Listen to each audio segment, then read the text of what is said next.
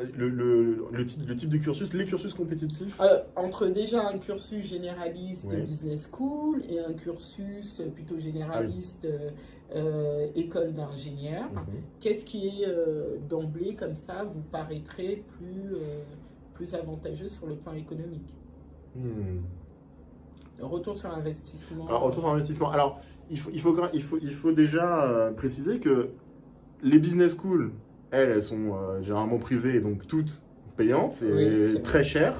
C'est pas le cas des écoles d'ingénieurs. Oui. Il y a énormément d'écoles. En particulier, les écoles d'ingénieurs post-prépa, la plupart, finalement, sont au tarif de l'université. Oui. Pour une grande majorité. Voire même pour les meilleures, donc école polytechnique spécifiquement, ou l'école normale supérieure, mais c'est pas une école d'ingénieur. Vous êtes payé pour étudier. Alors là, c'est vraiment... Donc, voilà. Là, c'est... même si après, vous devez donner à l'État, évidemment. Oui.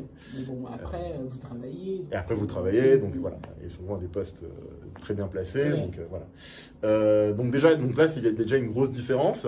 C'est clair que pour des familles moins aisées, le profil ingénieur va être plus rentable, étant donné que il y a pas de... c'est quasiment gratuit, quoi.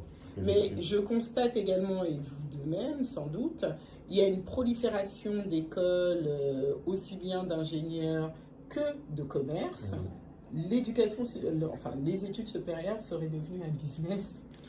Un business rentable pour ceux qui entrent dans ce business. Effectivement, hein, on voit dans les journées de l'orientation, les journées porte-vac, etc. Des écoles, des business schools qui recrutent directement post-bac ou finalement où la formation est je dirais pas de piètre qualité, pas forcément de piètre qualité, je sais pas forcément, enfin je ne sais pas, mais pour certaines on peut le dire. Possiblement pour certaines, mais qui sont faites un peu sur le tas, où voilà, un ancien d'une école quelconque de commerce a décidé de fonder sa propre école, etc. Bon, ça c'est des choses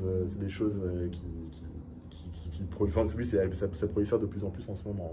Oui. D'accord. Donc, si je comprends bien, de toute manière, retour sur investissement quand on vise le top 10. Ah oui, quand on vise le top 10, c'est sûr que les postes auxquels on accède, pour la plupart, sont des postes, effectivement, où on gagnera au minimum 2500, 2500 € minimum par mois. Que ce soit école de commerce ou école d'ingénieur.